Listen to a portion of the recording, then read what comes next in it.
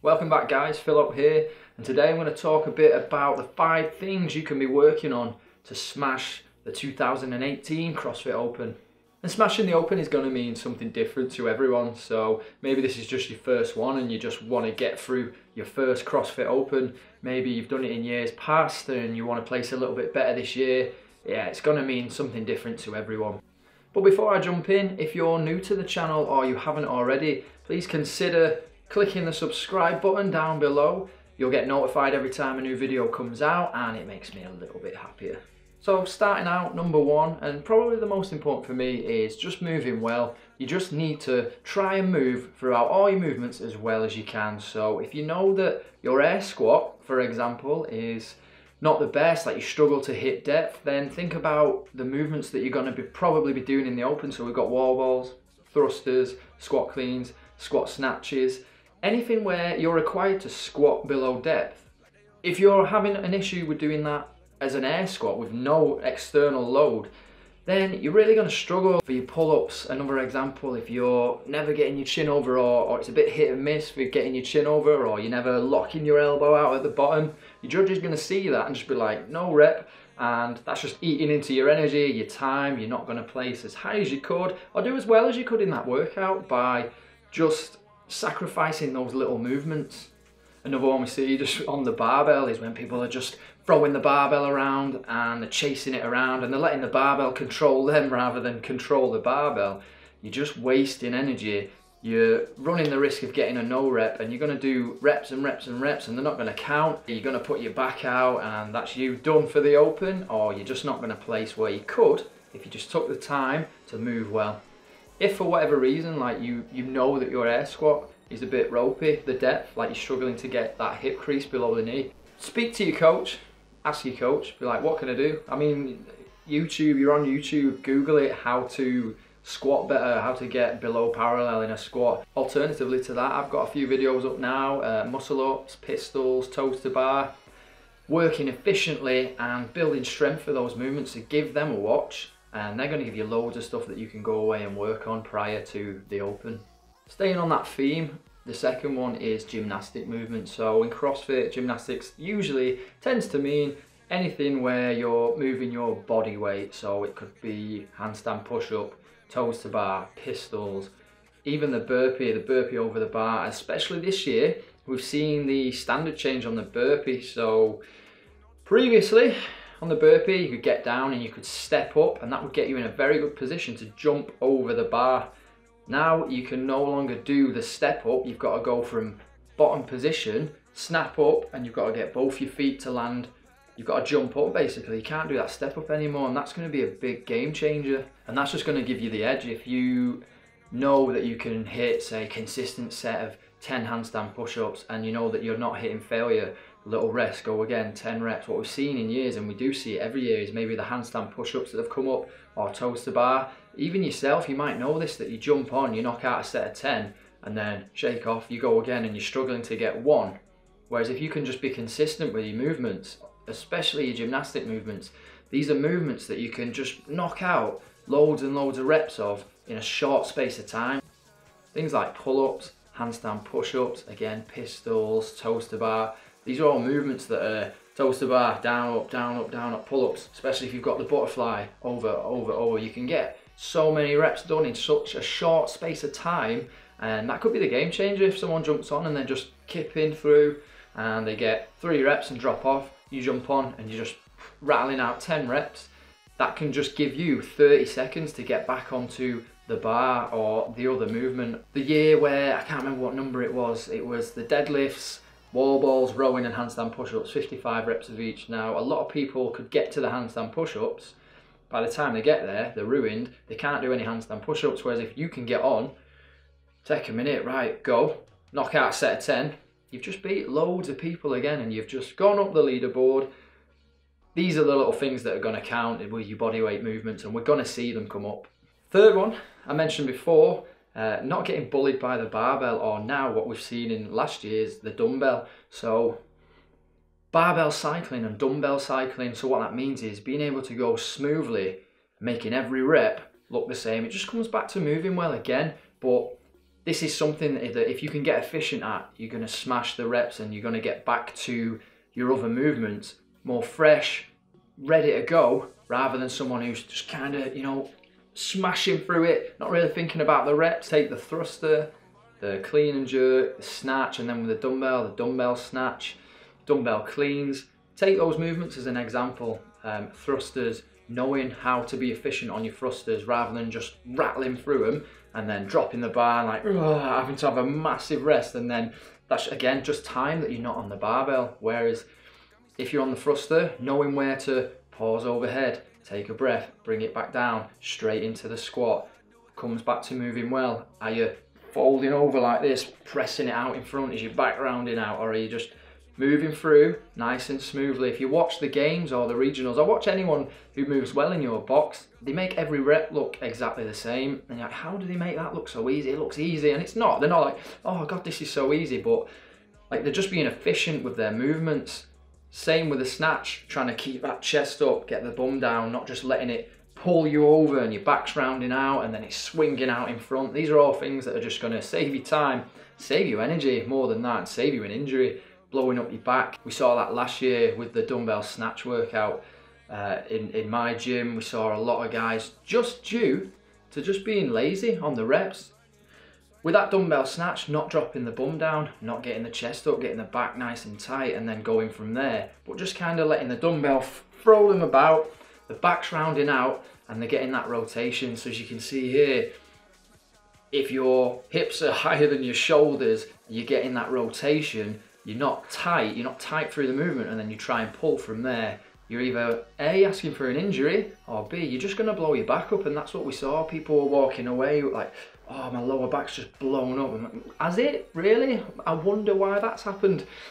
So yeah, just being aware and just trying to make every rep look the same all the time. And then on to the next one. Again, this is all sounding pretty self-explanatory, but things that people aren't always thinking about. This is a very good time of the year to be thinking about it. So proper nutrition and rest.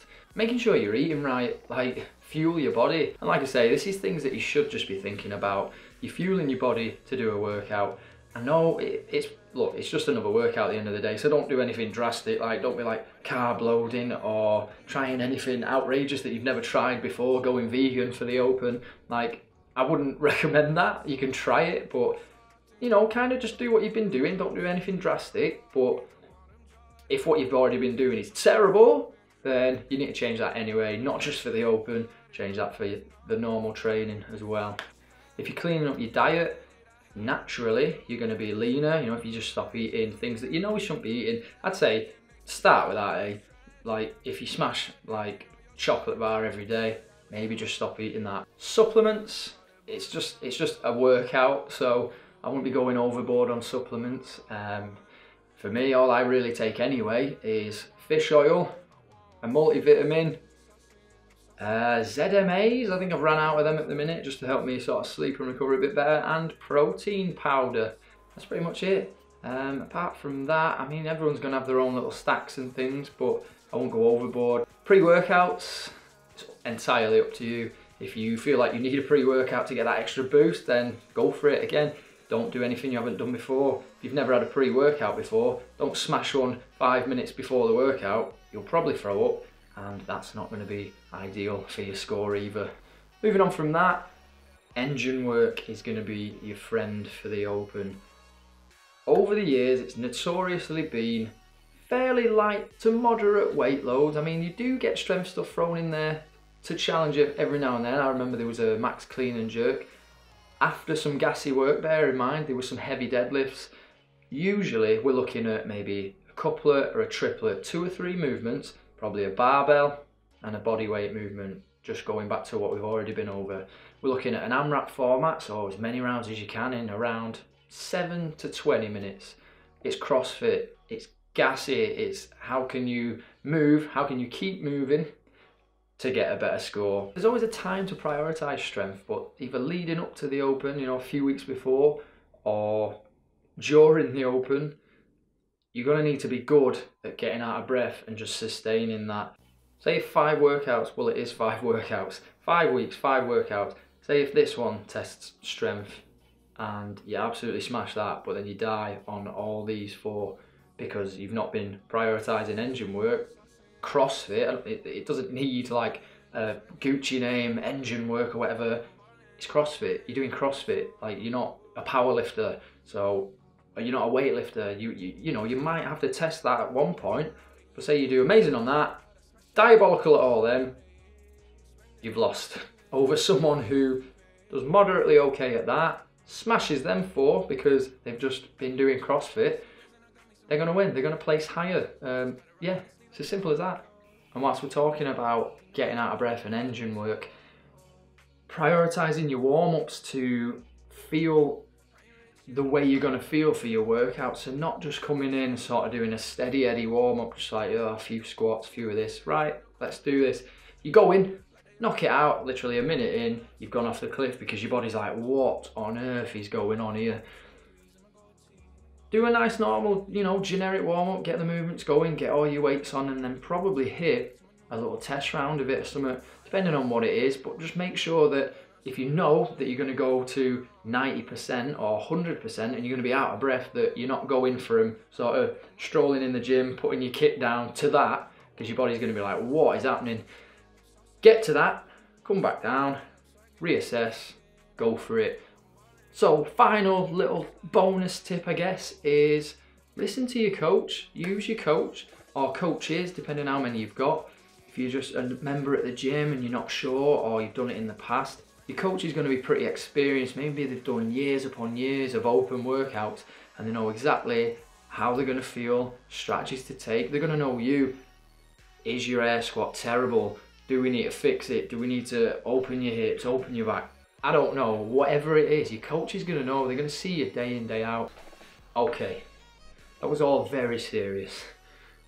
Look, at the end of the day, it's just another workout, yeah. You've done harder ones, you've done easier ones. You'll have done the movements before. Some movements you might not have done. You might hit a brick wall on a muscle up. It doesn't matter. You're just there to have fun at the end of the day. That's what the Open's all about. Getting everyone in, testing your fitness as part of an awesome little community. I know that at my gym, Friday nights, everyone gets in, we all do the workout, we judge each other, we have a laugh. If someone does terrible, we'll try and have a bit of a laugh about it. Like, it's just not serious. Like, unless this is it, this is your living, you need to get to regionals, you need to get to the games, chances are you're probably not watching this video if that is you. So just chill out, have fun with it. That's what it's all about. Don't be trying any mad new diet or supplement or changing up your training. Don't be like, oh well, the Open's on Friday, so I'm not going to train Monday, Tuesday, Wednesday, Thursday. Like, don't do it. Just train as you normally would. Maybe if you know there's a big old session on a Thursday and you want to do your best on the Friday, yeah, maybe have a rest day or have a light day, something like that. But don't be like, oh, changing all your routine and everything, and what's the point? So starting out with 18.1, me and my fellow coach Tom at 3D, we're gonna release strategy workouts every week for the Open workouts, starting with 18.1. So I'll be in the morning, me and Tom will be in, we'll be judging, we'll be going through the workouts with the 6 and the 7 AM class. So we're gonna know what strategies to go ahead with, we're gonna know what works, what didn't work. After that, we're gonna get our heads together as quick as we can, get some stuff written down because we'll both forget it. And then we're gonna do tips, advice, strategies for the workouts, and that's hopefully gonna be posted sort of early on so that you can watch that, have a bit of a game plan going in, and a bit of advice from us on what we saw, what worked, what didn't work. So yeah, go away, have a little look at some of those things, work on some of those things and see how that helps and improves. I hope it does, I'm sure it will. Let me know if it does. Leave a like on the video if you took something away. Subscribe so you never miss one of these videos. Leave a comment down below if you want to connect. And I'll see you in the next one, guys. Thank you.